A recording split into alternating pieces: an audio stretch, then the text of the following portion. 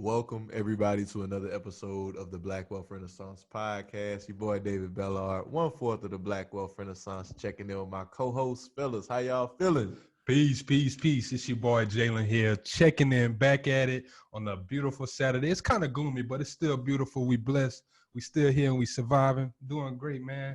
How the rest of the crew doing? Man, what's good, y'all? It's your boy Jared checking in. Another 4th of the Black Wealth Renaissance. Man, I'm living good over here, man. Like you said, it's a happy little Saturday, sun out and stuff. I think I might do me a little grilling or something later. Oh, Ooh. yeah. Send me something, bro. Send me something in the mail, I man. got you. I'm gonna meet you halfway. Hey, bet that. So before we get into the episode, I just want to let y'all know our boy Kelly couldn't be here. They been railroading my dude at work. Yeah, he in that all field life, y'all. But like we always say, we're going to keep it pushing. We're going to keep it grinding. We got another great episode for y'all. On this episode, we have a legend in his own right. Yeah, a legend in his own right. This is the episode that we've been trying to get for a minute, trying to make everything happen, but it's a busy man. But like they say, fine wine takes time, right? Yeah. So without further ado, we will get our guest on here, the founder of the historic Tulsa Real Estate Fund. Yeah. Well, Mr. Jay Morrison. Jay, how you feeling, bro? Hey, peace, kings, peace, family. I'm feeling black-tastic, as I told y'all. Feeling great, man. Highly blessed, highly favored, and happy that we got to make this happen. I know we were trying for a while, and so it's my pleasure to be on the platform and be building with some kings. Hey, man, appreciate it. Just got to say thank you again for coming through. I know we're about to have some fun on this episode, get some knowledge, Sure. Speak about the state of the culture and everything, man. So we just kind of want to just jump right on into it, man. And the way that we started off, we just start off with your background story. I know a lot of people probably heard it before if they heard of you, but can you kind of just tell the people who don't know about you, how did you become the founder of the Tulsa Real Estate Fund? Yeah, I mean, that is a long journey of my progression into real estate, and really my life's ambition has always been to evolve and always to really beat poverty. I mean, I grew up to a single mom, 17 years old, who literally got off the abortion table to have me. And in growing up, we grew up with welfare, WIC, food stamps, Section 8 housing, the paper food stamps, before it was the cards in the 80s. And grew up also during the crack epidemic. My mom was on drugs. Father was a heroin addict. Father did 13 years in prison, visited him in prison, and just grew up with a lot of struggle and strife, really a lot of pain, to be honest with you. Dropped out of high school at 16 years old, junior year in college, and that's where I was introduced to the streets. And I really started trapping at 15 and really like started going in at 16. But I knew I didn't want to struggle my whole life. Like, I was committed to that. I was really on some 50 Cent get rich or die trying shit. Like, it was like, yo, I'm not going to just settle for just the hand-me-downs and the Goodwill clothes for Christmas. Like, what I mean? I need more. I want more for myself and for my family. And that's where I caught my entrepreneur acumen in the streets. And went back to high school to alternative program, 17 years old, and graduated. But at that time, I had already began a drug trafficking ring from Harlem, New York to Somerville, New Jersey, down to Baltimore, Maryland. And I even had a route out to Lincoln, Nebraska. But to the short of a long story, I would end up just 4 days after turning 18 years old, I got locked up in New York for a quarter kilo of coke and a loaded .38 handgun, was facing 3 years to life in prison. Went upstate New York, served time, Rikers Island, came home on a work release program, went back to the streets, ran up another bag, caught a drug trafficking charge in Cumberland, Maryland, beat that on an illegal search and seizure, but still had to serve 18 months while I had a secret indictment charge in New Jersey, served some time in New Jersey from there. So I was like bouncing around. Before 22 years old, I had 3 felonies in 3 different states, had already served 2.5 years in prison, and came off parole, well, actually, while on parole at 22 years old, on this program called Intense Supervision Parole. I had to go to a men's group on Saturdays. Just like us on a Saturday right now, well, I had a men's group I had to go to. And in that men's group, we would build about our lives and our journeys and our struggles. And I was ready to go back to prison because I hated parole so much. It was a curfew, it was breathalyzer tests, urine tests, random pop-ups. And I was like, I came to my men's group, And I'm like, you know what, y'all? Like, yo, I'm about to turn myself in this week. I'm about to, like, fuck this parole, excuse my language, fuck this parole shit. I'm out. I'm about to go back to jail, finish my time, and come home on no papers. That was my bright idea at 22, right? And the pastor who was running that men's group, Pastor Antoine Thomas, he's about my age now. He's like, listen, Jay, before you do that, you're pretty smart, you're articulate, you speak well. I want you to take this card. It's my wife's card. She's a processor at a mortgage company, flexible benefits mortgage company. And I want you to interview for a job with mortgages. I'm like, bro, I don't know anything about mortgages or real estate. He's like, just trust me, just try it. So I went in, I interviewed before I did my plan of going back to prison. They accepted me. I put on a little slacks and a button up. They accepted me, and they started explaining to me what mortgages was, what financing was, how credit worked, how all that worked. My aunt gave me a shot at refinancing her house. I made like $2,900. My grandmother let me refinance her house. I made like $3,600. So I ended up making like 3 racks in like a month, pushing papers, doing mortgages. I'm like, oh shit, like this ain't that bad. Like this wasn't easy. I mean, this was easy. And so I really started learning how to build my own credit. I learned about 100% financing, FHA, VA, conventional financing, like all the nuances. And mind you, I'm coming out the street, so my hustler's mind is spinning like, yo, it's all this money out here. And I'm seeing how these big checks are being cut at the closing tables, people making $100,000 off selling the property. And so I got kind of hip to real estate at that point. But when I graduated parole, I went back to the streets for like 3 more years. And in 2005, I walked away from the street corner of Newark, New Jersey, South 10th and Springfield. And I was just like, I was just asking myself, like, yo, where are you going to be when you're 30? Like I was turning 25 years old. My daughter was born while I was in prison. She was turning 7 years old. And I'm like, yo, you ain't being nothing she could be proud of. Your mom can't really be proud of you. Yeah, I was making some money, but they couldn't really brag on who I was or what I was doing.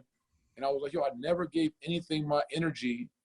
After I gave my basketball career up in high school, everything after that was just trapping, was just hustling, was just coke, was just work, was just, you know what I mean? I never tried my potential in nothing else but the streets. And so in 2005, I was like, I'm going to try real estate full time. And I went back to another mortgage company. I got a job. I had already bought a property with my mom on a property we cashed out with her. That's another long story. Then I saw the commissions a realtor was making on my property I bought, my first 2-family. I bought a 2-family property with 4 acres of land, 100% financing. The realtor made like 13 grand. I'm like, yo, he ain't even do nothing. He showed me the property twice. I'm like, I could have did that. So I went and got my real estate license. I got my mortgage license, real estate license, started buying properties. And long story short, this is mind you, 2005 through 7, had 6 properties by 27, made my first $1 million by 28, learned the business, managed 2 mortgage companies. Fast forward years later, after blowing money fast, going broke and bouncing back, I found my purpose. And I was like, yo, it's bigger than you. Like, so when I first made my first millions in real estate, I thought it was all about me. It was a brag show. It was a bravado show, right? It was like, my bag bigger than yours. I got a diamond chain. I got a cool car. I got 1 million girls, right? It was like the whole culture shit. But after God humbled me, I didn't realize, like, yo, it's bigger than you. Your gifts ain't about you. Your gifts is about how you can impact and empower others, right? People that can relate to my story, my journey. And so I started teaching financial literacy through a program called Hip Hop to Homeowners in Inner City Schools. At the same time, I picked up a couple of NFL clients as clients in my real estate company. And then NBC picked me up on a show called Open House NYC on NBC. So on Sunday mornings, I literally was on national TV showing houses as a celebrity realtor with Sotheby's International Realty. I then parlayed that into going on the Today Show on NBC as a real estate expert, which helped bring a national brand. And then I dropped my wake up video on World Star, and I went viral within the culture. And then my message was just like, Black people wake up. Like, yo, because I'm in Sotheby's, which is the world's leading luxury real estate company. I'm listing multi-million-dollar houses.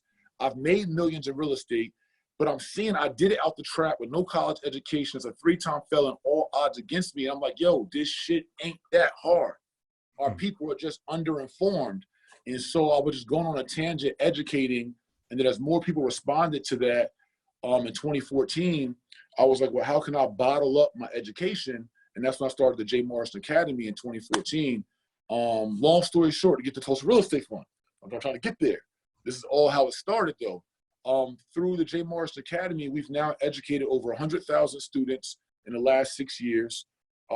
We've also made the Inc. 500 twice, number 588 fastest growing companies in the country, top 10 fastest growing educational companies in the country.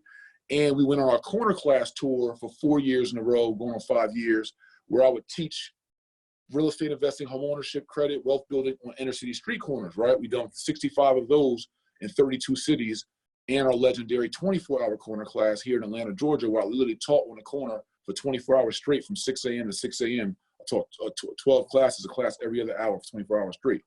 So through all that grassroots work and all that digital education, so right, I was teaching online, like everybody online right now.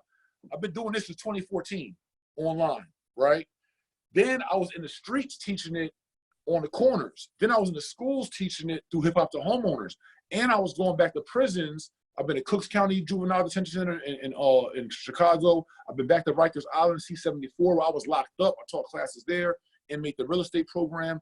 I just blitzed the culture with information, education, and empowerment. So fast forward to 2015, Freddie Gray happens. At the Freddie Gray demonstration, I led a protest down to City Hall, like 1,000 people down to City Hall organically. I didn't even plan to do it. I just went down there to support. And next thing you know, my loud ass just had a whole march going down to City Hall. But that put me on a different platform politically. And I had, in that year is when my social awakening and social consciousness had begun through my mentor, Sister Crystal Muhammad. So during a BT panel, they were like, yo, we need to build a Black Wall Street. And I'm like, all right, that sounds cool to build a Black Wall Street, but what's that look like though? Right? It's easy to hashtag and tweet these things, but what kind of infrastructure do we need to support these ideas? And so I started thinking back to my mortgage days in 2007, where I saw my Italian guy, Danny, who was doing private lending, where I saw my Jewish guy, Al, who was doing private lending. I'm like, yo, we could do the same thing they do. All we got to do is pull our dollars together. Right? I was, again, what's that look like? So I took that model from what I learned from the mortgage company, and then some research I did in 2015 when President Obama passed the Jobs Act. And in 2016, I formalized the company, the Tulsa Real Estate Fund, and applied for a federal SEC registration, Security Exchange Commission registration, for a Reg A plus Tier 2 fund, which will allow non-accredited investors, meaning those who make less than $250,000 a year, have a net worth less than $1 million. So basically regular working class people, to allow them to invest with wealthier people in these funds they couldn't invest in prior to 2015 and prior to the Jobs Act. So I did all the paperwork, all the registration. I tried to bring on other partners. Yo, let's do this, let's do this. Everybody said, yeah, sounds good. Nobody moved. So I put my own money up, my own time up, brought in a couple partners, and started in 2016. And by 2018, June 1st, on the anniversary of the Black Wall Street bombing and massacre, June 1st, 2018, we launched the historic Tulsa Real Estate Fund as the first Black-owned real estate crowd fund in the history of America. So that's how I got to the Tulsa Real Estate Fund in the shortest version I could give you. Hey man, that's a beautiful story, and you got a lot of gems that I want to come back and I got to pick at, man. It's that's a journey. Yeah, man. Journey. We're kidding. Like, it ain't like, you know what I mean? It looked on Instagram and sound bites, it looked like King, this has been a journey. Yeah, and I can see why you say you're appreciating this time off right now, man. You was going hard, like 4 years of corner classes, like all of it, like you was going hard, bro. Bro, we did 26 corner classes, and like, you mind you traveling like every other week to a different city, you know what I mean, pouring in. Like, it's just, like you said, just putting in the work. But what I believed is, my mantra has always been, if you want to be legendary, just go do some legendary shit. I love that. That's it. It's real simple. You want to make the history books, you want to be legendary, cool. Just go do some legendary shit. Do some shit somebody ain't never did before, right? That's it. Secret sauce. I give it to everybody. Go. That's it. Just go. Man, so look, I want to go back to the story. I want to go back to like what kept on drawing you back to the streets, because I think that's something that I know that whenever we talk to Trap, it was the same thing. Like, and I see it in our community. Like, I'm riding down, like I see like my little homie, he get picked up, he gone for a little minute. Then I pass by the store, I might see him. Hey, what's up, my brother? Man, what you been doing, man? You know, I was locked up or whatever. Why you still trapping?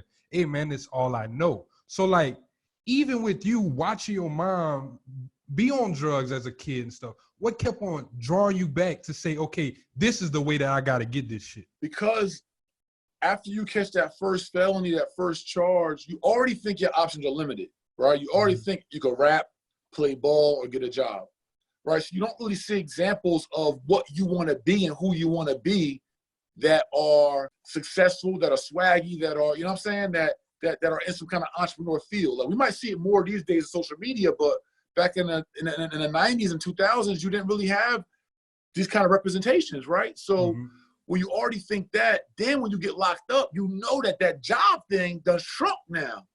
So now it's like rap, and now you're getting older, you can't play ball, you know what I mean? So now you're like, damn, like, yo, if I really want to live a decent life, either I got to work hard at like some welding job or merchant seaman or something else, you know what I mean?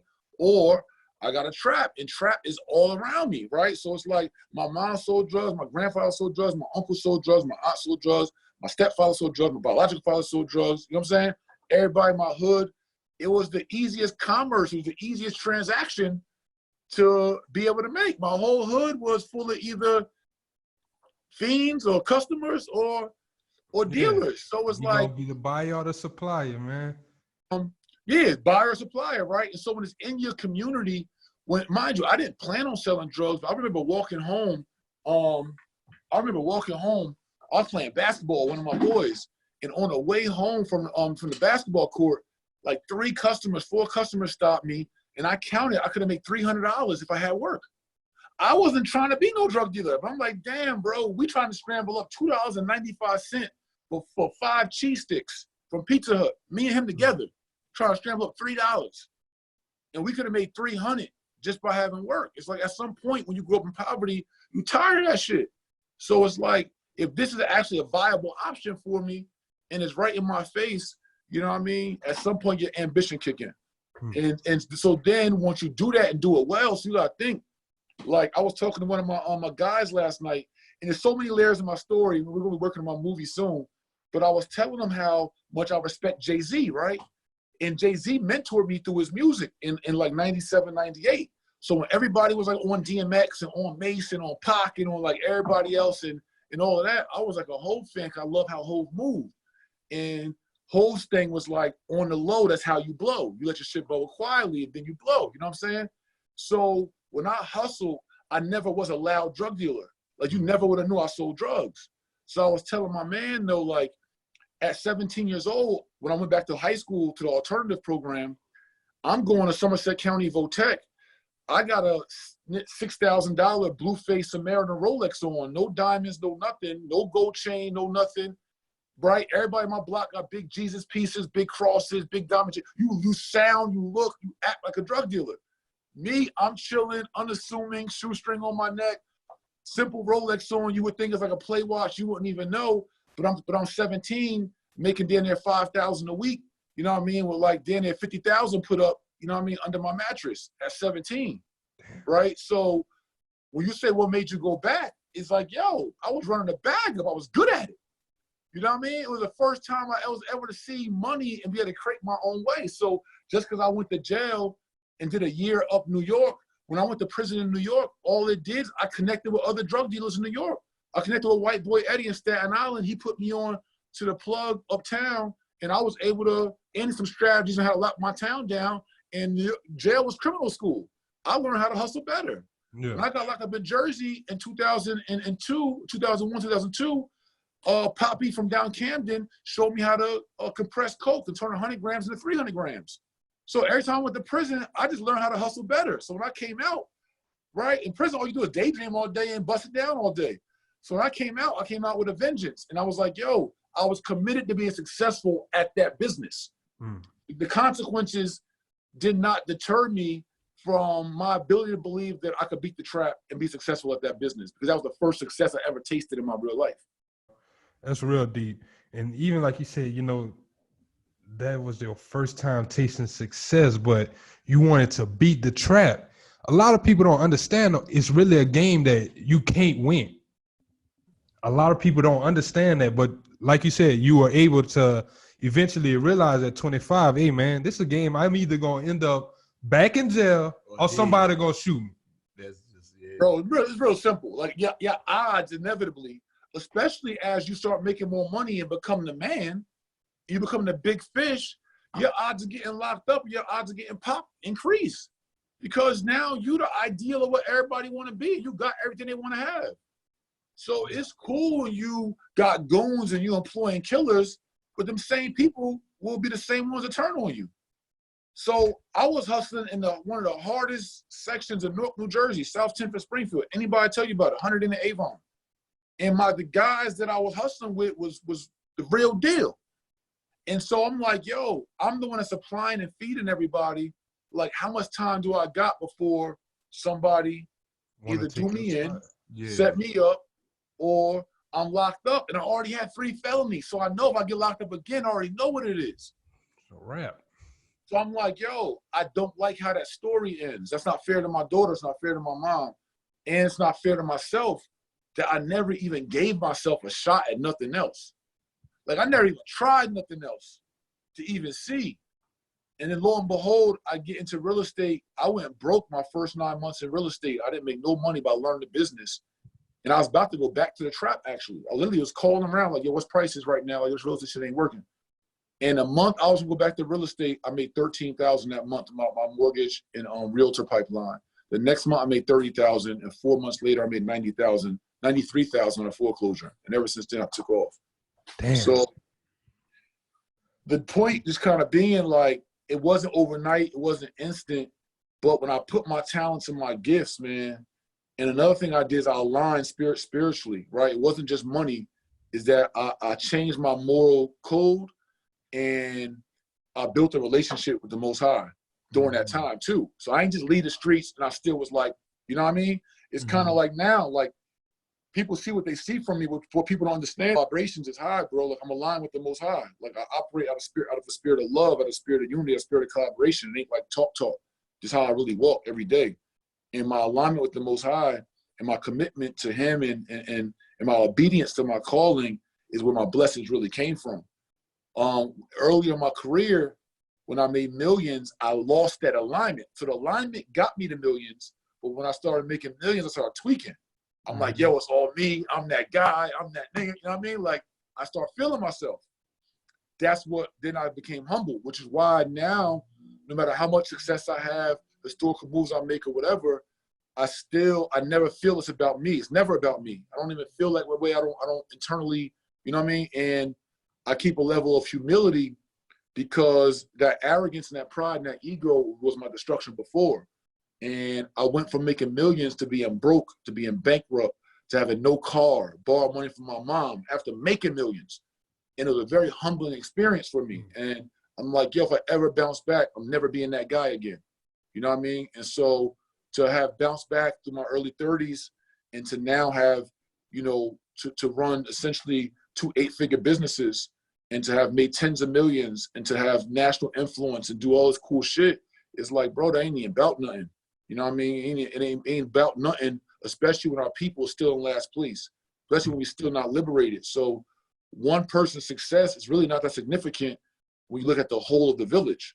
So it's like, it ain't about, you know, that's why I don't be into all the cars, you know, I don't be into all of that, bro. It's about the bigger picture of liberation. Like, I'm not even in like that. Like, money and material things aren't my height of, like, you know what I'm saying? It's not, it just don't matter to me that much. Like, our people, our freedom, our liberation, our justice, our repair, those things are like significant. Like, those are my chains. Like, those are my watches. Those are my, you know, I might still, you know, I got a couple little things on. I might still enjoy myself, but I'm saying I do everything with the moderation because my bigger picture, my bigger aspiration is like our people advancing. And if I can contribute towards that, that's my notch on my belt, right? Like, not the fact that I got the newest Wraith out, the newest car, or I have a private jet. Like, that shit bullshit. That's just small goals. Like, anybody could do that, right? Anybody could, you know what I mean? Like that's small goals.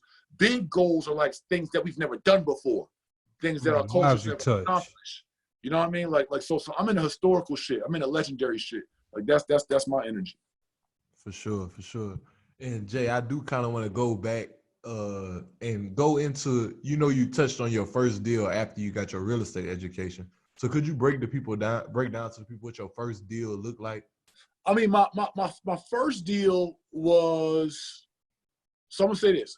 My mother, in the year 1999, I came home from prison.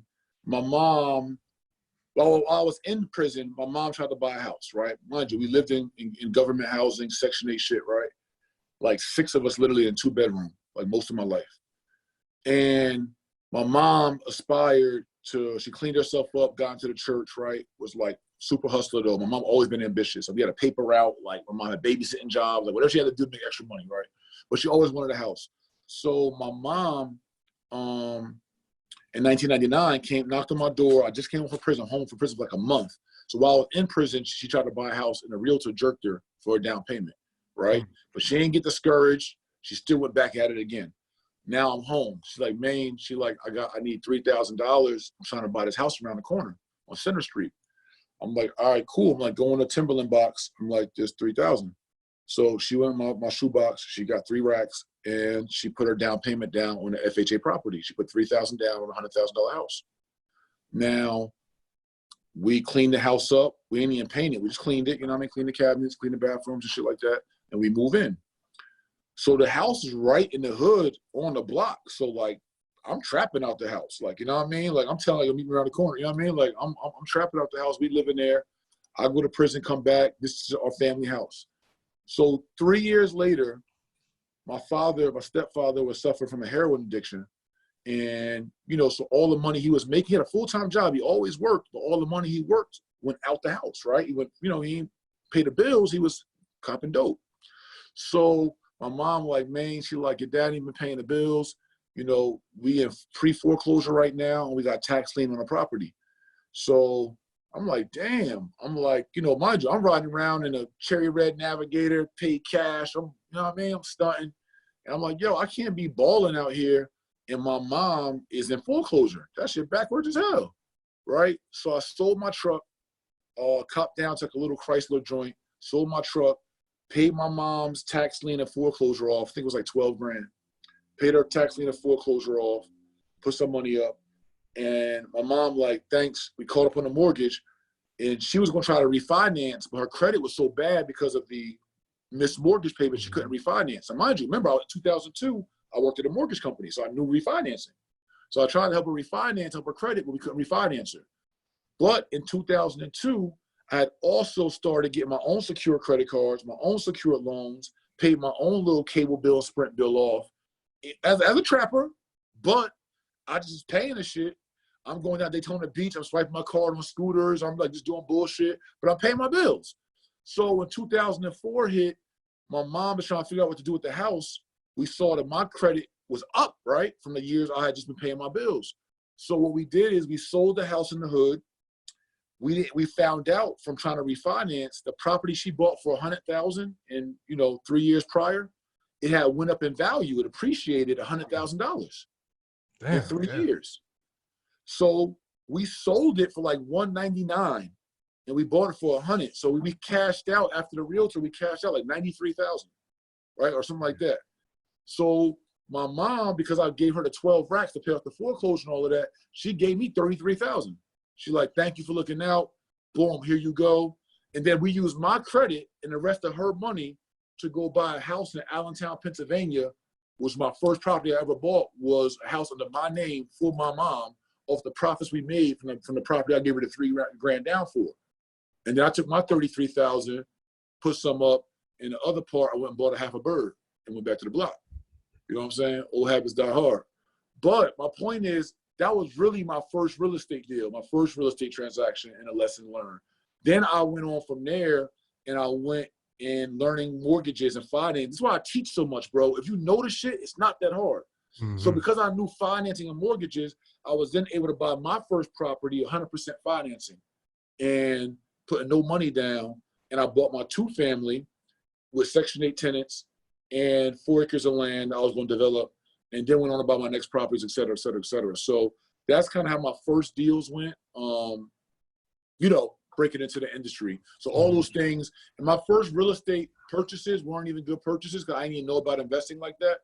I mean, I knew conceptually, but I hadn't experienced it, right? Mm-hmm. So as I took down a couple more properties, I learned the game. And again, I try to teach those things at J. Morrison Academy and just online, Instagram, YouTube, whatever, for us, so we can avoid a lot of mistakes that I made over the last 18 years of my career. And real quick, with that 100% finance, because I know some people, they real interested in that.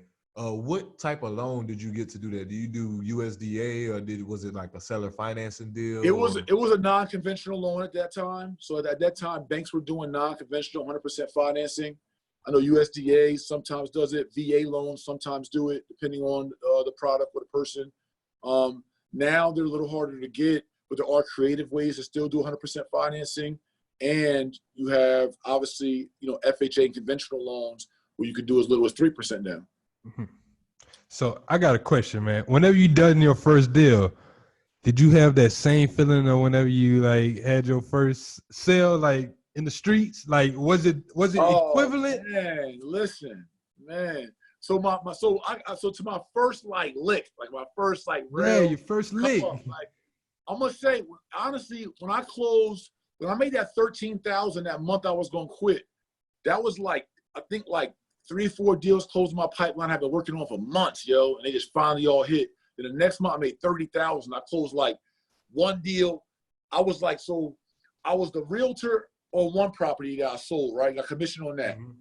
So I was the realtor for selling the property. It was my aunt's property, actually. But check this out. Check the story out. So I'm listing my aunt's property as a realtor. I go to her crib to put up the sign and do something in her house, and she don't give me the alarm code. Her alarm goes off. So a police officer comes to the crib. So I'm like, oh shit. He gonna think I'm trying on some bullshit, right? So me and the officer get to talking. My aunt calls me. We could turn the alarm off. Coincidentally, the police officer see I'm selling the house. He like, yo, I'm trying to sell my house. Oh, damn. So the police officer lets me list his house. So I'm listing my aunt's house. Then I list the police officer house. Her name was Renee. Then I was his realtor, not just for listing his house, but him finding his next house. Then I was his loan officer on a mortgage for finding his next house. Then I was a loan officer for my aunt on a mortgage for finding her other house. And then the buyers of the house who was buying his house, I did their mortgage and closed 7 deals all in one transaction. And 30 racks. I know that felt better than a coke lick. Fuck that. Bro, I was on, yo. I was like, yo, you know what I'm saying? I was like, yo, I figured it out. I ain't tell that story in I don't think ever, bro. I really told it publicly like that. Damn, these are my real experiences. People don't even get it, bro, how deep I've been in this joint, bro. People don't even get it. They don't even understand. And I think that's important, though, because like you said, how long you've been going and the magnitude, I know because I'm on the internet all the day. We on our phones, man. We'll see people try to throw shit on your name and Jay a scammer or they got this bullshit ass page and YouTube channels.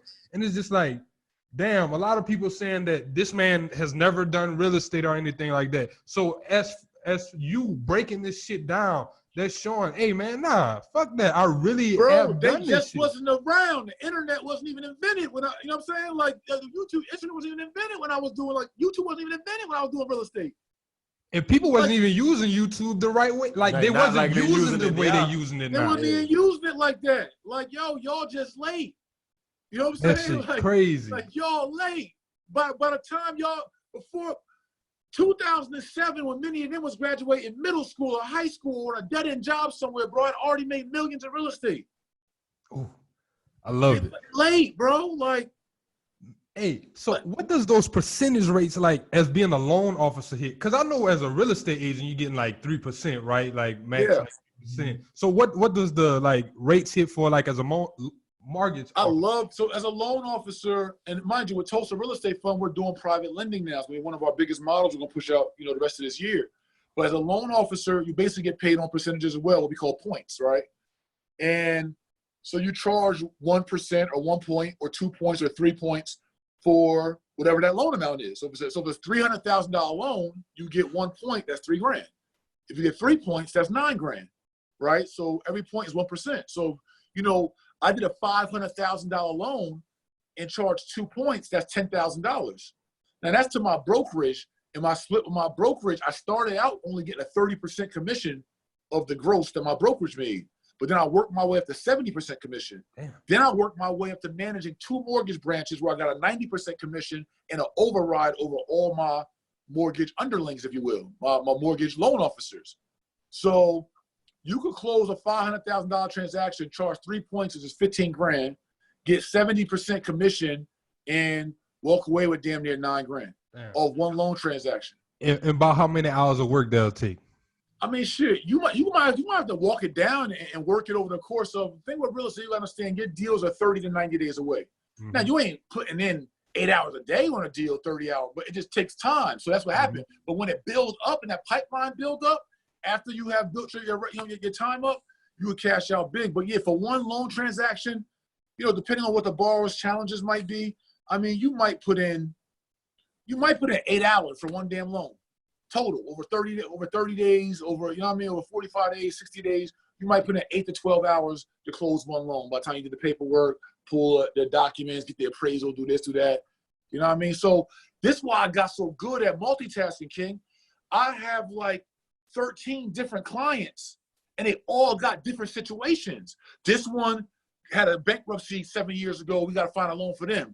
This one got perfect credit, but they don't got no cash. This one, you know what I mean? So I got all these different clients who all got different situations, who I got to critically think through all their situations to find a loan for, represent them as a realtor, find their next property. They got different needs, you know what I'm saying? So it made my critical thinking skills like superb and my multitask skills superb. So now, I run like, King, if I told you literally what I do on a day-to-day and how much I do in a week in regards to how many assets I manage and how many businesses I manage, over 30 staff members, multiple developments, 98 unit apartment complex, 30,000 square foot building, 20,000 square foot studio being built, loaning multiple millions of dollars of capital, loaning private capital, while developing, while running the J. Morrison Academy, while popping online, while being a social activist, while raising capital, while being a husband, while having 2 daughters, 1 in college. You know what I'm saying? Like when you look at the level, why having multiple coaching clients, multiple students, multiple mentees, like, bro, I just got good at multitasking, and that comes from my time in the street and my early time in the real estate industry. And man, just with all of that shit you just said, a lot of people with that type of pressure, a lot of people would have jumped off the bridge, man. Jumped off their bridge. A lot of people would have jumped off the bridge because a lot of people don't understand. Like you said in the beginning, in order to be legendary, you got to do some legendary shit. But in order to be legendary, you got to go through some legendary shit. You can't become a legend by just taking a walk and taking the easy road. That shit come with something. That shit come with a burden. That shit come with the weight of the world on your shoulders. Bro, people don't even know. And the sad part is our people, as opposed to say, damn, bro got a call on his life. Yo, bro anointed. Bro got oil on his life. Or yo, bro dope. Or bro smart. Or bro work hard. Instead of congratulating me or edifying me, they'd rather say I'm cheating. Like, bro, it's because y'all rather say I'm cheating because it's what? Is that dope? Is that popping? Is that good? Like, I gotta be cheating? You just can't say I'm great. I hate that about our people, and I think it goes back to a conversation we was having earlier about just their education. Not like their education of not knowing the possibilities. So it seems like he had to cheat because no way. There's no way he could have did it. I don't know nothing about none of this. I ain't never been exposed to none of this, so this seems unrealistic. It's just not something that's real to them. Not for a black man. It's crazy. Not for a 3-time felon. Not someone with no college education. Oh, he don't have any MBAs or degrees. You're damn right I don't. I went to the School of Hard Knocks and graduated with honors, valedictorian. Love that shit. Talk that shit. Feel me? Bro, like, listen, and the reason why I don't even be talking my shit is because I'm so scared of who I used to be. I don't never want to be in an arrogant, prideful ego bubble. So I don't even talk my shit, bro. But God did give me a revelation this week. Like, yo, bro, I be doing this shit off my back foot. I be letting everybody get that shit off, King. I don't go ham on nobody. Like, I don't even get into the shit. Like, because it's not my thing. My thing is progress. My thing ain't internet beast. My thing ain't like, bro, men lie, women lie, numbers don't. Y'all say all that shit. But I'm sitting in a 30,000 square foot black house, 2 miles from Tyler Perry's studio, 5 minutes from the world's busiest airport, Hartsfield-Jackson Atlanta International Airport, in a qualified opportunity zone, on a 2.6 acre campus, in a building that's owned free and clear with no mortgage, no debt, owned by the people, with the TREP flag hanging outside, our own flag went all along. What y'all talking about? Hey, I love it. And I'm glad you mentioned Trump, bro. Message. we got the ground. We got like the origin story. Like we're gonna say, man, it's like an X-Men origin story, some shit, man. So we gonna go to like now how it is to actually run Treff, like the Tulsa Real Estate Fund and what it looks like to run a crowd fund. Especially working off your back foot. King, you know how happy we were when we launched, right? We pumped up. We're like, yo, we're going to push the button. We're going to push the button, right? It's June 1st. Bro, it's I thought of it in 2015, King. It didn't launch until 2018. 3 years of walking it down. SEC registrations, filings, compliance, audits, technology, software, treasury, accounting, controls. Bro, we excited to launch. We raised millions in days. And then our people, I'm thinking like we did it. Our people come out and say, yo, it's fraudulent. You know how bad that shit hurt, King? I know that shit had to hurt. Yeah. You know how bad that I was left field as fuck. I'm like, yo, what? I'm waiting for the white supremacists to get us. I'm looking for them. Our people ready up in arms, but it's crabs in a bucket. People in the house that's trying to take you down. Yo, King, I was mind blown. It was like the streets all over again.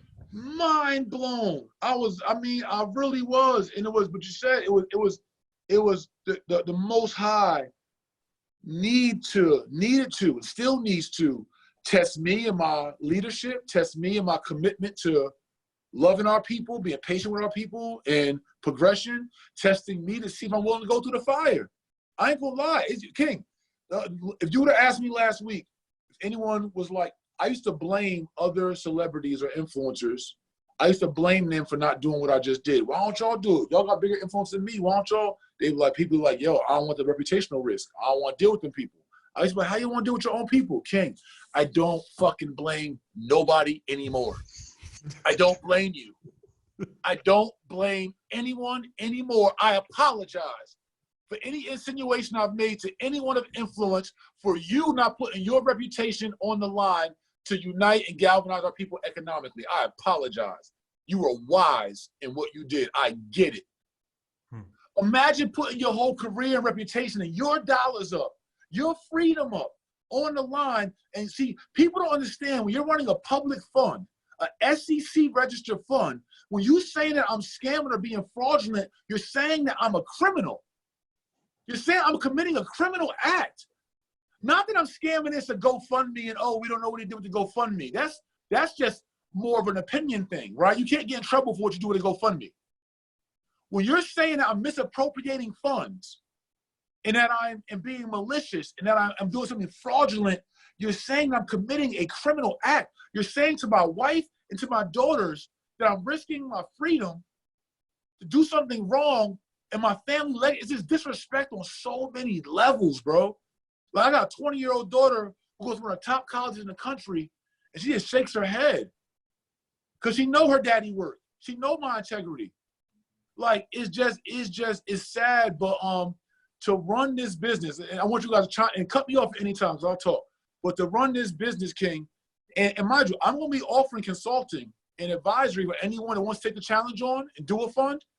I'll coach you and consult you. Now, it's got to be an equitable conversation. I'm not going to spend 50 hours of my life, you know what I mean, doing it for the free ski, and you go build a fund. We can do it together, and I'll consult, and I have no problem doing that in a fair arrangement.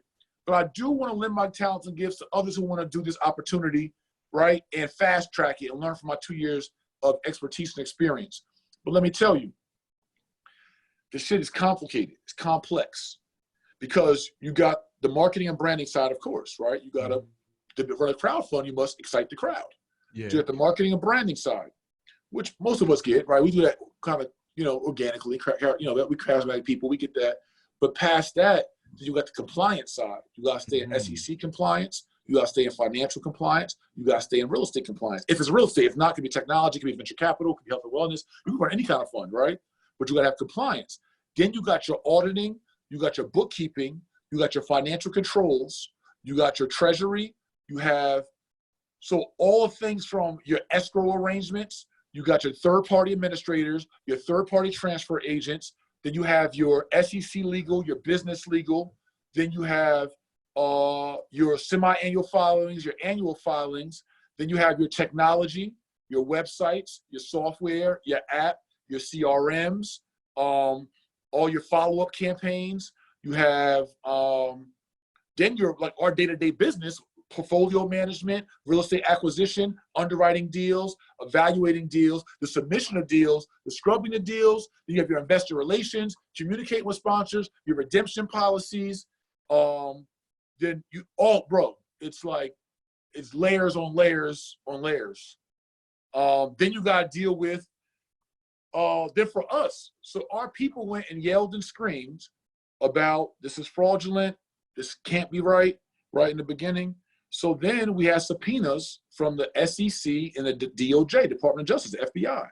We got subpoenaed by the FBI and the DOJ. Then we had another black man who went to the NFL. There's a black man did this. Went to the NFLPA through one of his relationships and told them that we were fraudulent. Then the NFLPA put out an email to all current NFL players and retired players and said, warning, watch out for this fund. This is our first month, 2 months. So we had an onslaught of reputational mitigation. The freaking NFLPA prompted by a black man, one of the blackest leagues in the world, instead of unifying us, put out question marks around us. Mm-hmm. Then the SEC and DOJ sent out subpoenas for over 50,000 emails from us, financials and everything else. We gave them that. The FBB, the DOJ reviewed it for several months and came back and said, we reviewed everything. We have no further investigation at this time. The SEC still continues to do what they want, what they need to do and look at it, whatever. So, bro, I got all this looming over me while running the J. Morrison Academy, while having other real estate investments, other business investments, all shit you see from me, corner classes and all that, while dealing with all this pressure, litigation, are people saying all these things, giving them an opportunity to COINTELPRO me, giving them an opportunity to Marcus Garvey me. Our people are trying to give them fuel and fire to take one of the brightest minds in our community, many say, I won't say about myself, people say, and take me away from our progression. Yeah. Our people did that, but I still got to run the business. And so that's what it's been like, man. That's been a journey. And that's why I told you I'm in good spirits and good mood, bro, because I'm tested, man. I'm tested. I'm resilient. But that's what it come with. Like I said, that legendary shit, that's what it come with. But like you said, you moving off with love, man. And as long as you keep on moving and acting like that, like you said, you being tested by God. Once he putting you through the test, though, he ain't gonna let nothing happen to you. He just gonna put you through the test. He gonna bend you as far as you can, but he not gonna break you. He gonna bend you far. But yeah, it's all, what don't kill you don't make you stronger. And that's why I do appreciate, bro. I was building with my OG, my mentor, Andre Taylor. We're building this week. You like my uncle. And what I really got out of it was like, yo, we think that when things go wrong, it's not perfect. My new enlightenment, my new revelation is, I believe we all live perfect lives. The only imperfection in our lives is when we're not aligned with the Most High. That's when we are out of perfection. Even when you go through your trials, it's still perfect. You know why? If I didn't go to prison, if I didn't sell that crack to my uncle, if I didn't sell crack to my own dad, I sold crack to my own dad, bro. And I seen him for 9 years. My first transaction with him was a drug transaction. After not seeing my dad for 9 years, 17 years old.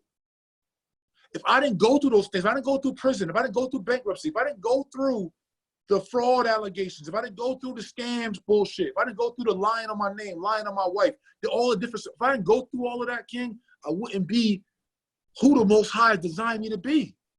I wouldn't be as relevant as I am. I couldn't even run this fund or do any of these things had I not went through the experiences on South Temple Springfield, had I not went through Rikers Island, C-74, Mod 3 Upper.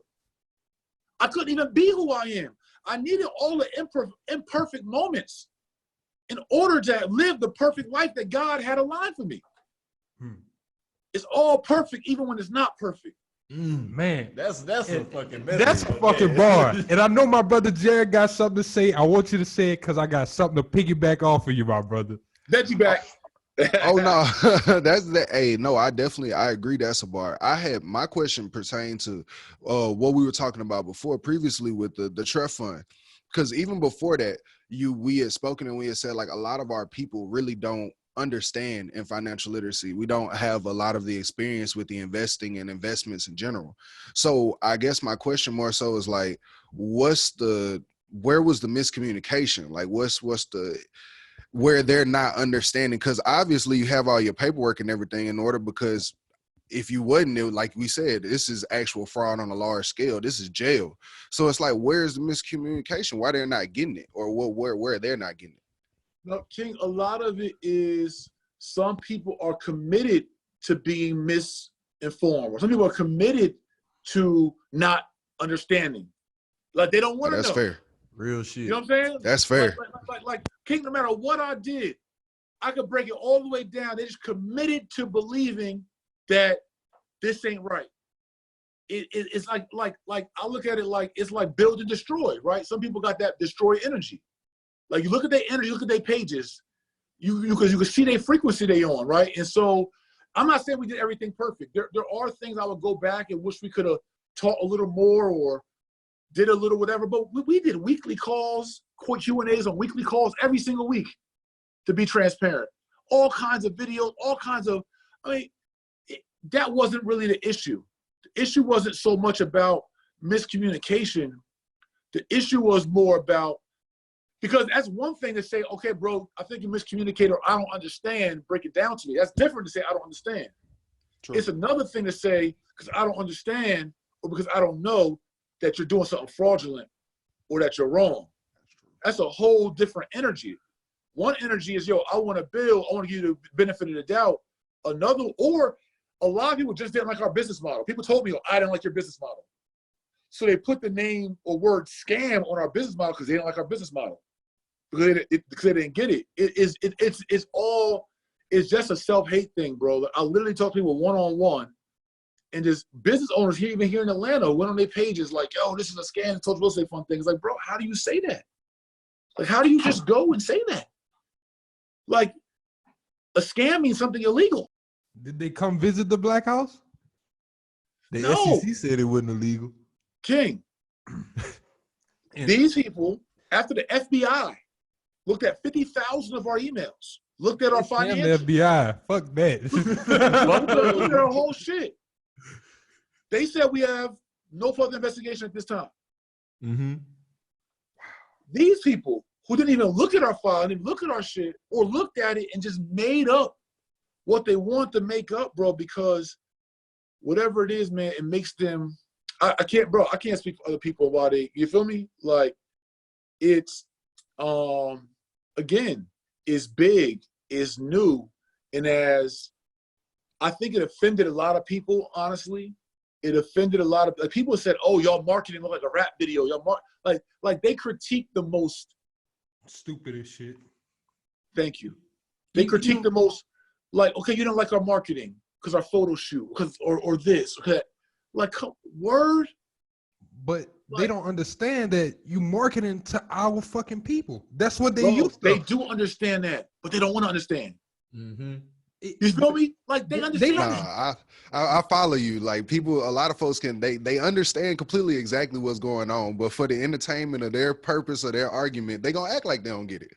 Hell yeah, bro. It's Fox News shit. It's Donald Trump supporter shit. It's like, bro, they act. You know how we be like, yo, how does a white person say that they can't see that things aren't equal? And you literally argue with somebody and they're trying to tell you that things are equal. You're like, how can you say that? I can factually show you. But they'll sit there and they're committed to y'all just lazy. They'll discredit you. We got people in our community is the same way, King. No matter no matter what, bro, there's nothing I can, bro, there's people that I said to them, yo, even after they diss me, and I still say this, yo, I want you to reconcile. You only got maybe apologize, but I still will build with you. I still will rock with you out of love, even after you talk all kind of hella bad about me. Bro, I'm all about progression and progress and love. This how I separate those people is, are you saying what you're saying in the spirit of building? Or are you saying what you're saying in the spirit of destroying? Or are you saying what you're saying in the spirit of clout and clicks? Everyone that's talked bad to me, bro, I've already extended my hand. I got people that's lying, saying, we did this, we did that. Bro, King, they be lying, bro. I'm like, pull up. We right here. I'm right here at the Black House, King, 3015 R. Martin Street. Pull up. Ain't nobody, bro, I'm on the street corners. I'm in the community. I'm in the hood. That's not what a scam artist does. Bro, I'm true. All that talking on the net is cool, but you can pull bro, up I'm on out it here like in you real said. life. Because Been they out drop here. the they address. owe me some damn money. I can't find that motherfucker. But you ain't got his address. Jay That's dropped what the I'm address. saying. And I know he a scam artist. Bro, it's because that shit, because, yo, if you say my name and you say that, like y'all want to do it, your integrity, your spirit, your vibration different. But if y'all came out and was like, yo, Renaissance, even with this podcast, y'all said Black Wealth Renaissance exposes Jay Morrison. King, y'all clicks will be through the roof. Real as shit. opposed to saying Black Wealth Renaissance celebrates Jay Morrison. If y'all put that out, it'd be like, all right, y'all big enough a black man for doing some historical shit we never did in our community. That's not fun. The black man that has raised more capital than Marcus Garvey and the Black Star Line did, equivalent to 800,000 back in 1920, which is 10.3 million today. We did over 12.5 million today.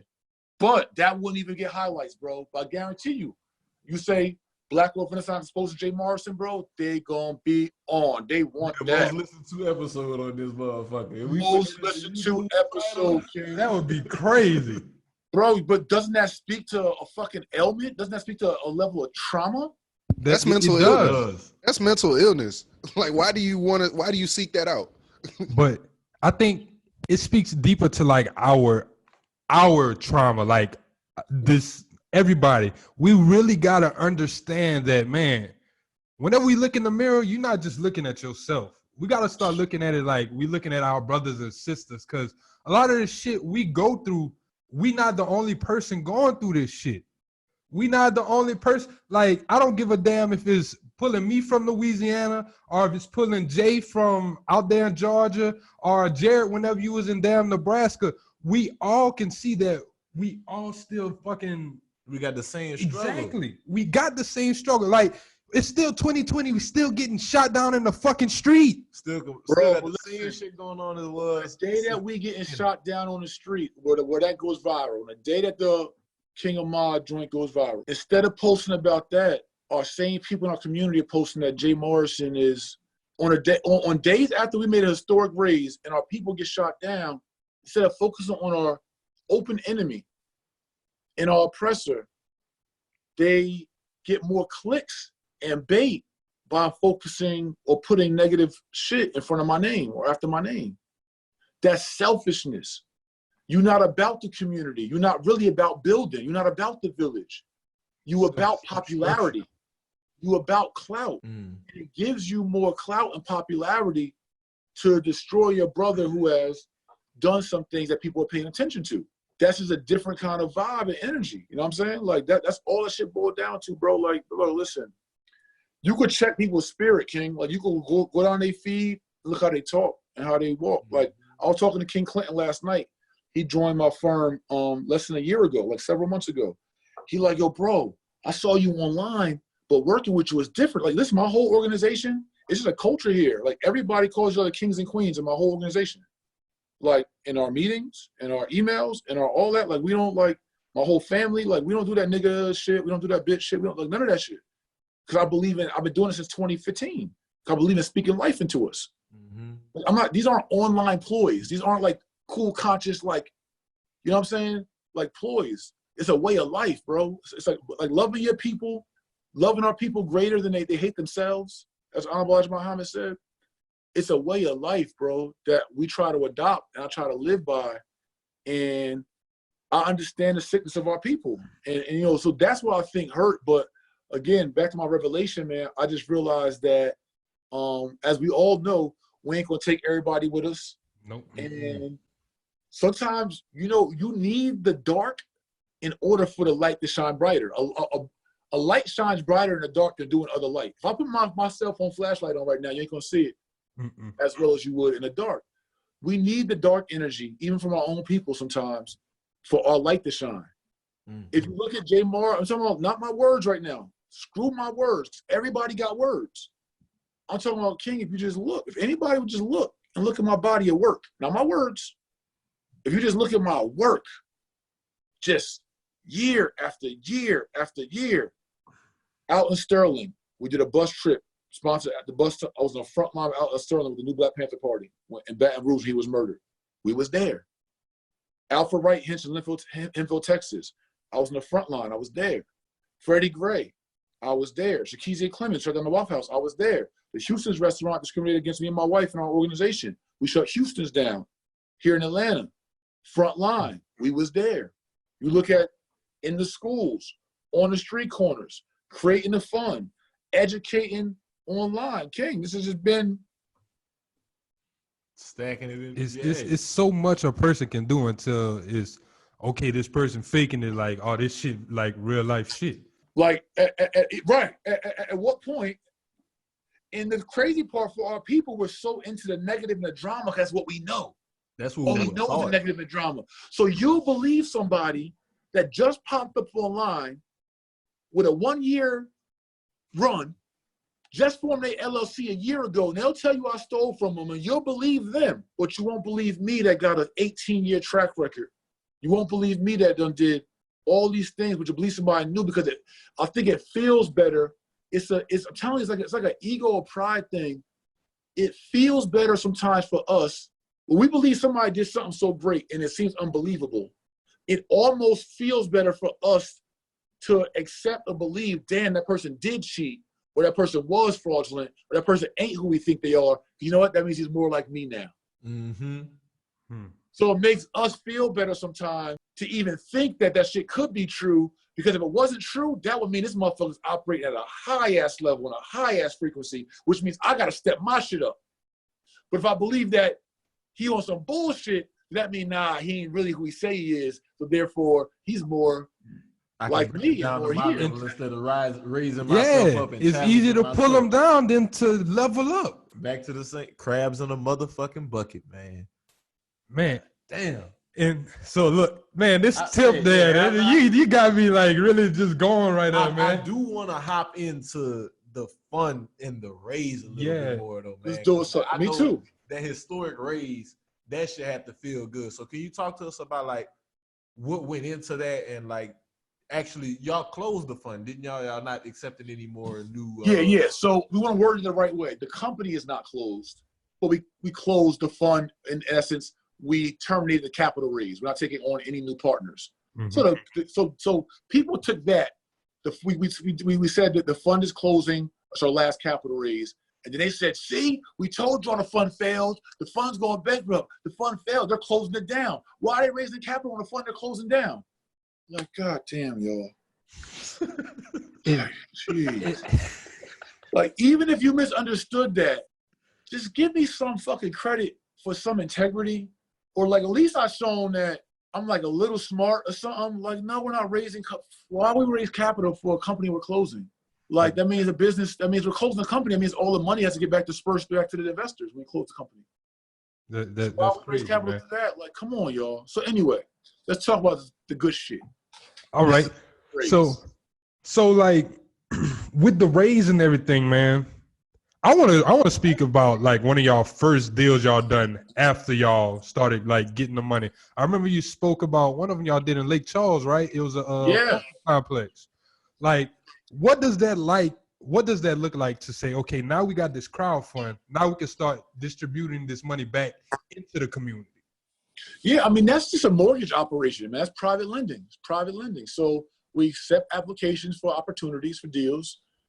We vet those opportunities based on our underwriting criteria, which is all freaking in our operating circulars, all in our operating agreements, all online, right? Also the SEC.gov. Anybody wants to know, it's all right there.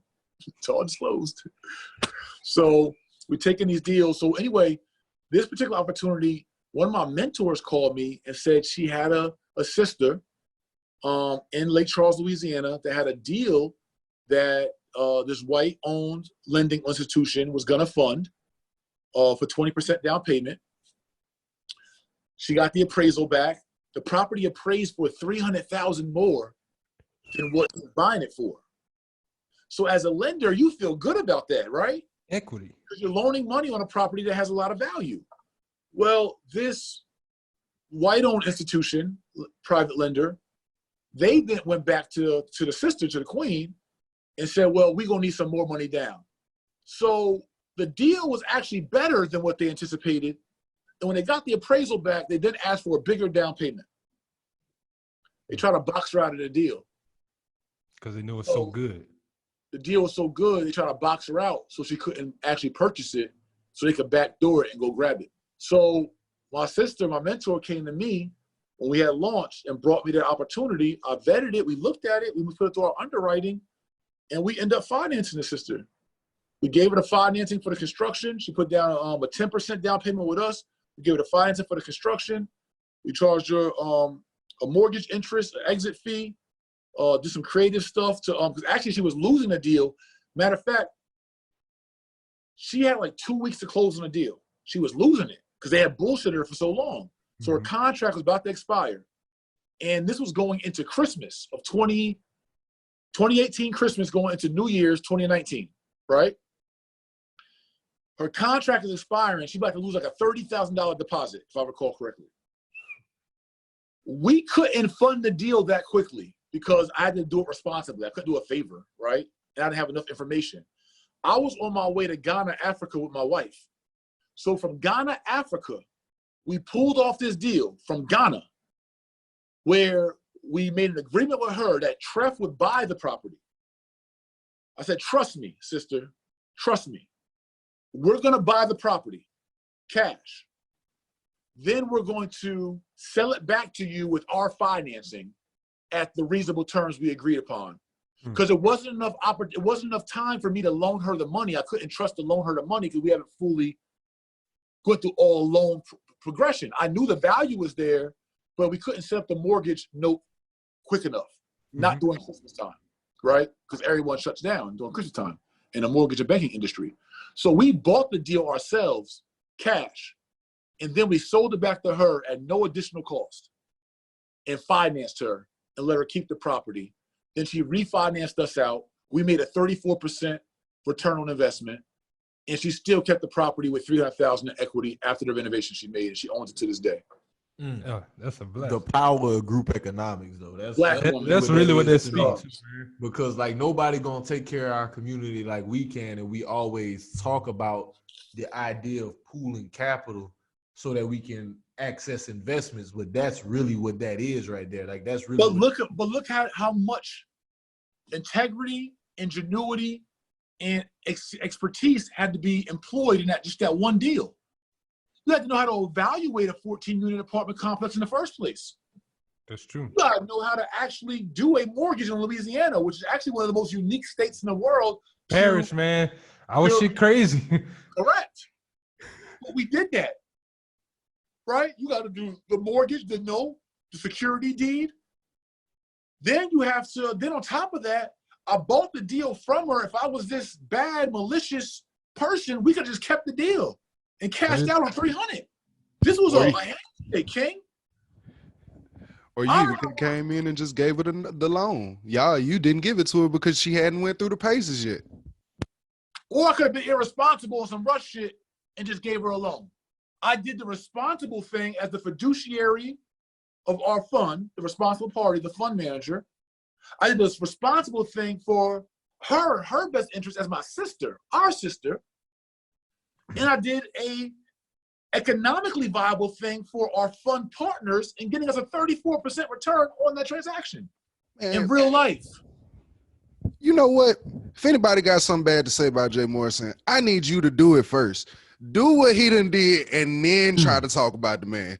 There's ain't nobody out here doing the group economics and working and helping folks like that. Yeah, bro, man. they can't. They won't. They can't. I'll give them the blueprint. They won't. Hey, give me the blueprint, King. I gotta talk to you after this shit. Fuck that. I'm telling you. So that was one. Another deal that, again, this black house we in, negotiated it from they were asking 2.4 million, appraised for 2.5 million. We negotiated, bought it at 2.1 million. Did our renovations. We got another phase 2 renovations to do. We'll be all in about 4.2 million. After stabilization, we expect this to be worth about 7 to 8 million after stabilization. But this asset, another super dope asset, we funded another queen in New Orleans. She had a post-Katrina property, 7 units, a 2-family, 2 units. She had a 2 units and a 5 unit. We funded her joint 100% financing, no money down. Right in New Orleans. Hey, that's lit. So I got a question. So with the funding of the deals, is that only for investment type properties? Is that the only way they can kind of like secure some funding? Yeah, we could not do owner-occupied homes. Okay. Now we do another fund and create a mortgage company from that fund. As a mortgage company with the right banking regulations, we can do owner-occupied homes. But as a private lender, you only can do investments. All right. So let me break down some stats for y'all real quick on the raise. So approaching April, we had about $8,750,000 of capital raised. So I'm like, with the global pandemic happening and Corona, and just we found out from our attorneys that, you know, we want to pay distributions and dividends to our investors, but we can't pay dividends while we're still currently raising capital. My attorney highly recommended against it. So he's like, you gotta shut the fund down or your capital raise down in order to get to a position to pay dividends. Or he's like, you could do it, but he's like, you'll be walking a compliance nightmare. Because now you start walking the lines of a Ponzi scheme. A Ponzi scheme is when you take on new capital, new money, and pay old investors off new money you brought in. So he's like, if you want to pay distributions, you shouldn't be raising capital and paying distributions. Mm-hmm. So I'm like, all right, cool. Let's prepare to close our capital raise. It was called to terminate your securities offering is what it's called. You stop offering your securities. So I'm like, all right, cool. So we looked at how much we raised, $8,750,000. And I'm like, damn, Garvey raised $800,000 in 1920. So I got the inflation calculator out. I always thought that was $11.3 million, that Garvey's equivalent. So I'm like, yo, we got to raise $2.5 million to match Garvey, right? I wanted to match Marcus Garvey in our equivalent of a capital raise, right? It was one of my goals. And so we set out for a goal to raise $2.5 million during the month of April to end our campaign. My team was like, Jay, that sound good, but it's a pandemic right now. It's a global crisis. That's going to be a hard goal to do in 1 month, especially being that we've been kind of like dormant and just kind of chilling and working on our other developments. We haven't been like actively hardcore raising. So as we were building our narrative, we started our raise. I did a launch video, and then here they came again, right? Everybody's quiet for the last several months. I did a launch video on the capital raise, and they came again. Yo, this is the bullshit. They capital raising, they closing, they failing, da. So I love that though. I love that challenge because it made me think about how do we control our own narrative better. So it made me think about, like, damn, they saying like we ain't did nothing. So I'm like, what have we done? So then I started to look into thinking, and I started doing a research. So here's what we done. At that point, and then I also found out that Garvey's raise actually was equivalent to $10.3 million. So we only needed $1.5 million or $1.55 million in order to match Garvey. So here's what we've done though, right? So we started in April, and then we went hard, caught our narrative, and we went hard starting like April 10th, April 15th. Here's what we did with this historic raise. So historically, in less than 2 years, Tulsa Real Estate Fund has raised over $12.5 million of capital commitments in less than 2 years, which we've raised, okay, so boom, that. In the month of April, we've raised over $3.5 million of capital commitments during the month of April during a global pandemic. We raised Crazy. over $3.5 million, $1 million over our, we thought impossible, $2.5 million goal of capital pledges and commitments. During a global pandemic, think about this.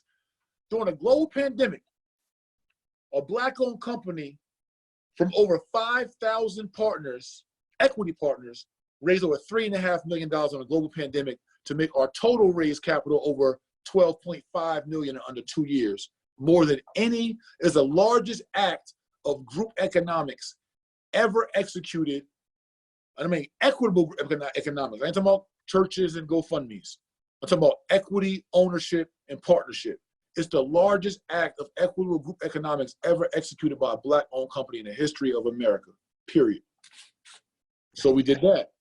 Let's go. Old Black-owned organization, nobody has ever raised more capital. So we've raised to over 12.5 million in capital pledges from over 15,000 prospective partners from 22 different countries, the diaspora. Now, during that time, we also have created nearly 100 jobs, most of which have went to Black-owned vendors, contractors, and staff members. Realtors, architects, lenders, roofers, electricians, plumbers, landscapers, fencers, accountants, attorneys, Black-owned jobs created in the last under 2 years. In that time, we developed a 30,000 square foot legacy center and a qualified opportunity zone, the Black House, owned by the people, free and clear with no mortgage. We actually have nearly $5 million of assets free and clear with no mortgage or debt on them. During that time, we've funded several Black-owned development companies, several $1 million, nearly $7 million to Black-owned development companies throughout the country, nearly $1 million of which to Black-owned female developers. During that time, we've been able to, mind you, this is starting with now we raised this month, but with an $8.75 million raise, we had already built our portfolio to a stabilized portfolio value of $12.8 million of our assets from an 8.75 raise. Damn. During that time, we've been able to create what we project to be a 2024 IRR, internal rate of return, of 8.7% for the entire fund, given a liquidity event in 2024 and the stabilized value of our assets. During that time, we were able to offer nearly 15,000 investment partners, prospective investment partners, shares of our company, member units of our company at $500 investment for 10 shares with an 8% preferred return and future of 50% share of the profits. We've been able to do that during that time. So those are just some of the stats and facts. Oh, and during that time, we bought back the block in real life and bought back 2 blocks of housing in Macon, Georgia, of over 98, not over, but of 98 rental units in Macon, Georgia that we stabilized and rent out today. Oh, big blessings, man. Real quick, the liquidity event in 2024 and the IRR, can you break down both of those a little bit more for the people? Sure. Right. So IRR is an internal rate of return. It's basically how you find the ROI, but it's a ROI based on time, right? So check this out. If you invest with me $1,000 and you make 12% on that $1,000 in a year, that's $120, right? $120 in 1 year. Now, if you invest $1,000 with me and you get $1,200 back in 2 years, that's not 12% because it took 2 years to do it. So when you annualize it, it's actually 6% per year, right? So $120 back on 2 years is a 6% IRR, internal rate of return. So if that same $120 you got back in 3 years, I would divide that 120 by 3, which is $40 per year or 4% per year, and it'll be a 4% IRR, right? So in order to find an IRR, there has to be an end date of your years, right? You can't like just say the fund stays open, here's your IRR, because IRR reflects time. If time's infinite, then you can't really calculate the IRR. So in order for us to give us some IRR, we're saying if we were to sell all of our assets in 2024 based on our projected stabilized value, and we sold or liquidated everything. So liquidity event means liquidating your assets. We're going to liquidate everything and sell everything in 2024 at its projected value. That means we would have been, mind you, with other distributions we've paid over the years, but cashing everybody out, our fund projected IRR, internal rate of return, would mean that everyone would have got an 8.7% return every year on year that they were in the fund up to 2024. Makes sense. So yeah, if they got in at 2018, they would collect that 8.7% on each year up until 2024. So they would get that 6 years, that 8% each year. Yes, so not 8% total. So that because if you were to divide 8% over 6 years, you only getting like a point, right? Like a percent in there. No, IRR means that's every year you've been in the investment. You would have walked away with an 8.7% return for every year that you were in. Okay. Us liquidating. Now, we may not liquidate because if we sell everything, we own nothing. That's something that we'll make a collective decision about. But the point is, we would have crazy value, have already been paying dividends and distributions, and we'd have assets that we own and control and money we're circulating in the community. Hey, man.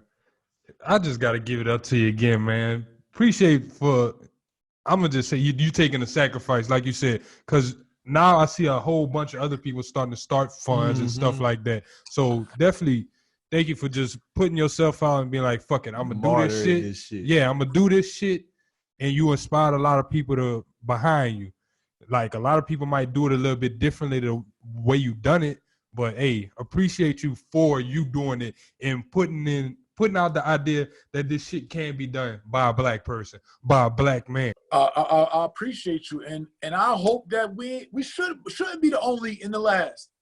Everybody should take this beta test, this example, this proof of concept, and build on it, and tweak it, and do your version of it. Like this, there's nothing wrong with that. It's just us being mature enough to at least do that and give props or pay homage, as opposed to tear down. Look, that's cool. I ain't tripping. Like everybody, go to our technology fund, do a VC fund, do a health and wellness fund, go to a hospital, go to a school. Like I ain't got a monopoly on the funds. But the point is that I saw the vision in 2015 and I put my effort and my energy in and we walked it down, but it's not even about me. It's about them 15,000 plus prospective investors and partners. There ain't no group economics without the group. It's everybody from those 22 countries, the families of LLCs, the founders on our founders wall right here at the Black House. You got to come see it. It's beautiful. It's those people who I represent. So people is talking crap about me. You're not just talking about me.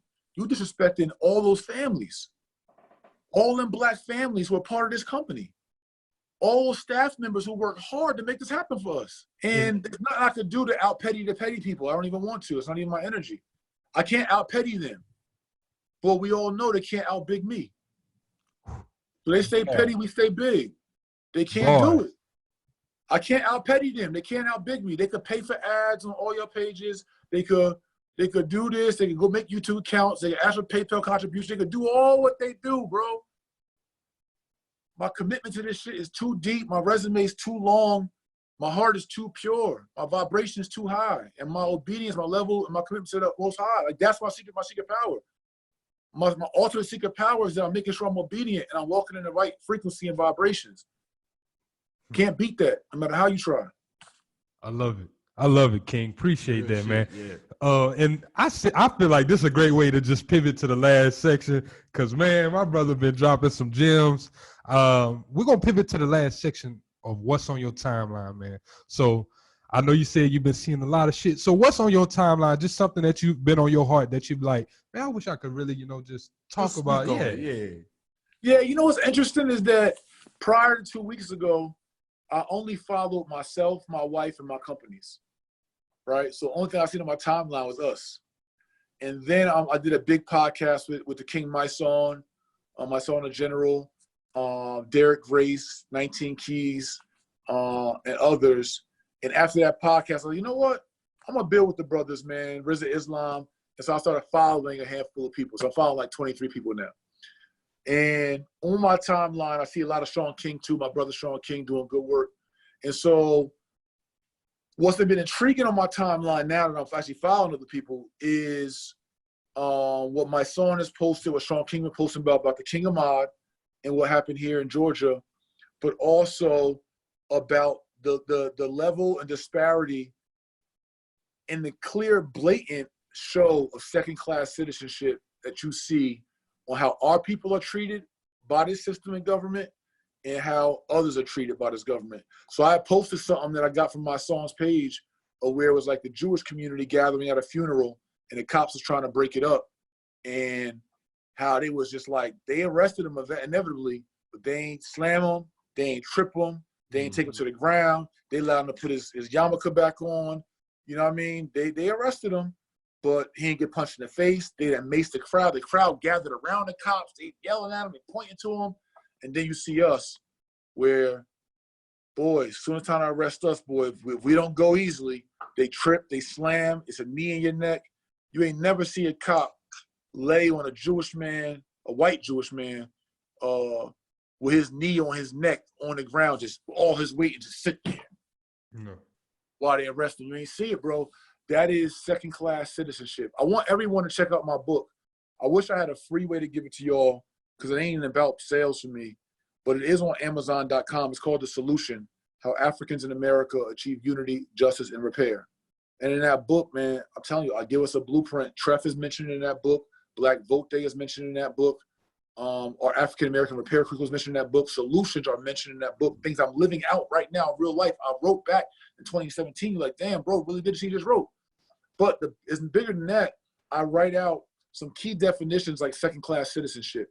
Our people don't understand that second-class citizenship is when a group or community in a society is not afforded the same fair share or treated the same way as others in the same society. We are suffering from second-class citizenship, which is a human rights violation.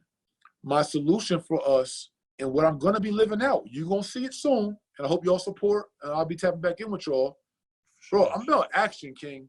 I'm just about action, bro. I ain't with all the talk shit.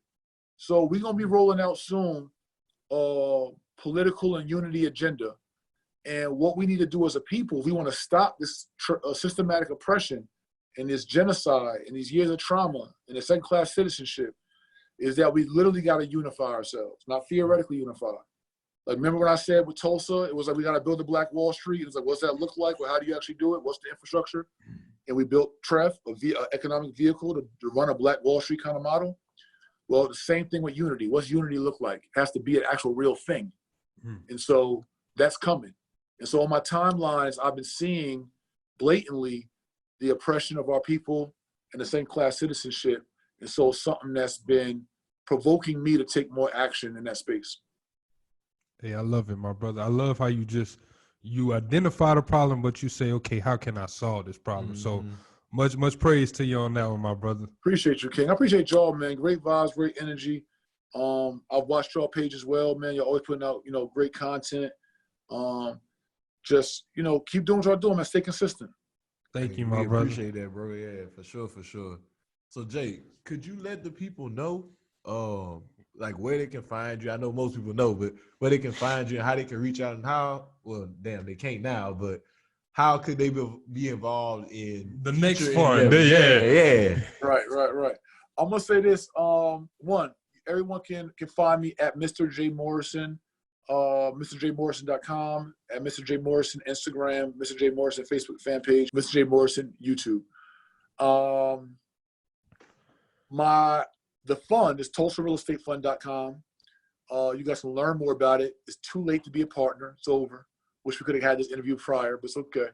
But I do want to encourage everyone to learn what I know. And our school is still active, the J. Morrison Academy. And we have a really robust certification program on real estate, business, and credit. I'm super proud of our curriculum because it's not repurposed YouTube videos. It's not a guy in front of his computer, not knocking any of that. But we really took our time to build out a robust curriculum of tests, quizzes, assessments, over 80 lessons, over 40 hours of lectures, student handbook, workbook, glossary, all of that to really teach us the nuances of home ownership, starting our LLCs, negotiating our deals, evaluating our deals, real estate math, how to brand your business, how to find your mission statement, how to do a business plan, how to build family credit, personal credit, business credit. It's a really, like, all the stuff that we really want to know, we put into this curriculum in our course, and that's at jmorrisonacademy.com. Again, we've been recognized by the Inc. 500 as a top 10 educational company in the country. Number 585 fastest growing companies in the country, and that's because of our work. and the robustness of our curriculum. It's something that you guys take a lot of pride in. And for anyone that wants mentorship with me, you want weekly calls with me, you can check me out at mymogulmentor.com. I do weekly calls, mymogulmentor.com. It's less than $1 a day for weekly calls, group calls that we do. If you want mentorship, advice, inspiration, whatever. So those are ways you guys can find me and tap in. Hey, so y'all definitely reach out to them if y'all got anything. If y'all trying to start some endeavors and stuff, y'all need some mentorship, y'all check them out. If y'all just trying to build a legacy for your family, y'all head over to the academy, man. And before we wrap up this episode, we're going to get into some house cleaning. I just want to say thank you to all our listeners who come in week out, week in, and just really just tap in. Appreciate y'all for constantly just making us bigger. Like Jay said, we're going to just stay consistent. We're going to keep on trying to drop just some good knowledge so y'all can keep on soaking it up. I also want to say y'all check out our book, Manage Your Money Like the 1%. It's not going to teach you how to get rich overnight, but it will teach you how to manage your money so you can keep on living right. Y'all definitely check out our website also, blackwealthrenaissance.com. They got some tools and resources, and they got blogs, any type of thing, some stuff where you can dive in and really just get yourself educated. And with me, only thing I really want y'all to keep on the lookout for is Credit Fundamentals 101. We touched on it in here. We also are offering a class on credit because a lot of people, they don't understand the basics of credit. So we do credit repair, but we don't really understand how credit works. So we went ahead and put together a guide on really the components of credit so you can have a deeper understanding so that you can really start building for the future and understanding what you're doing with yourself. Yeah. You got anything, Jared? No, man. Everybody just stay on the lookout for all the new content and everything. Like they said, it's going to be real cool. We coming out with a lot of good stuff for y'all. For sure. So on that note, this is Black Wealth Renaissance signing Salute, out. Kings. Peace. Peace.